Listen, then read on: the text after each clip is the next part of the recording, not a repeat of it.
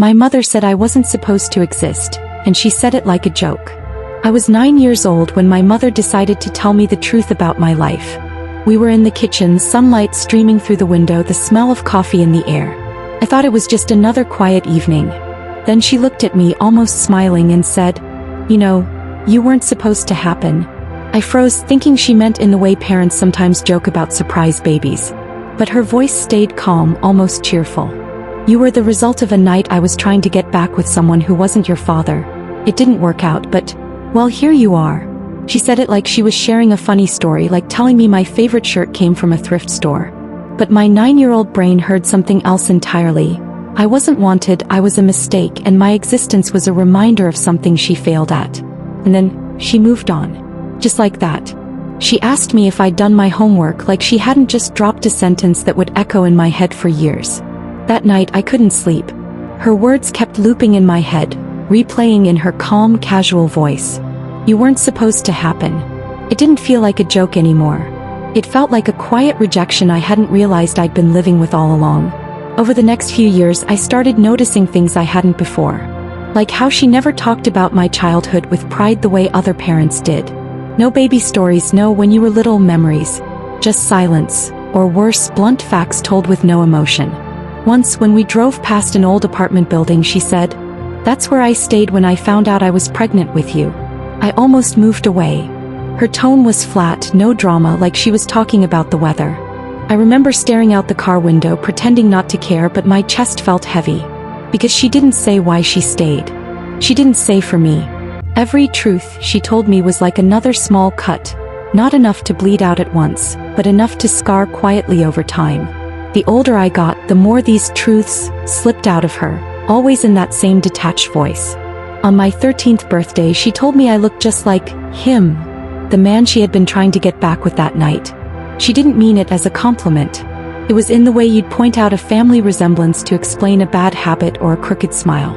I laughed awkwardly, but that night I stared at my reflection in the mirror, wondering if my face was a constant reminder of a life she wished she'd never lived. At 15, I overheard her talking to a friend on the phone. Her friend must have asked if she'd ever wanted more kids, because I heard her say, "No, one surprise was enough. I can't go through that again." She laughed, they both did, but I felt something tighten in my chest. She never apologized for these comments. Because to her they weren't cruel. They were just facts. But facts can hurt more than lies when they come from the person who's supposed to love you unconditionally. And the worst part? Every time she said these things, she never looked at me like I was broken. She looked at me like I was just inevitable. It was my 17th birthday dinner. Nothing fancy, just a small gathering at my aunt's house. A few relatives, some cake, and the kind of awkward family chatter that fills the silence. I was cutting the cake when one of my cousins joked about how I was finally almost an adult. My aunt laughed and said, "Your mom must be so proud." And that's when my mother, without missing a beat, replied, "Oh, proud isn't the word. Surprised is more like it. I never even planned to have a child." The room went still for a moment. Some people chuckled nervously, thinking it was just another one of her dry jokes. But then she added, "I mean, you all know the story. One night, too much wine, a bad decision." I felt my cheeks burn, my hands frozen on the knife. Everyone knew she had no filter, but hearing her say it out loud in front of people who were supposed to be my family felt like a slap. I laughed weakly, pretending it didn't sting, but inside I was screaming. It wasn't just that she said it. It was that she said it with the same lightness as someone commenting on the weather. Like my existence was still something strange to her after all these years. It happened a week after my 17th birthday.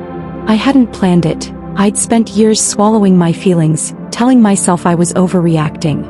But that night I walked into the kitchen and saw her at the table sipping tea like she always did, and something inside me just cracked. I sat down across from her, my hands shaking.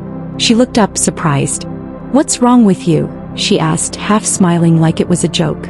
And for the first time I didn't laugh it off. "You keep saying it," I said quietly. Her brow furrowed. "Saying what?" "That I wasn't planned," I said, my voice trembling. "That I wasn't supposed to happen, that I'm some mistake you learned to live with."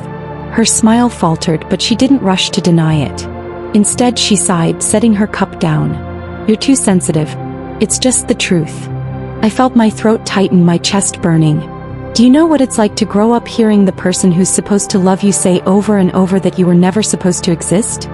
My voice cracked, the years of hurt bleeding out in every word. Do you know what that does to someone? For the first time in my life, she didn't have an answer right away. She just looked at me, really looked at me, and for a split second I thought maybe she felt something like regret. She finally leaned back in her chair, her fingers tracing the rim of her teacup, eyes distant. "I never said I didn't love you," she began, her voice calm, almost too calm. "I just never wanted children. You came at a time when my life was already complicated."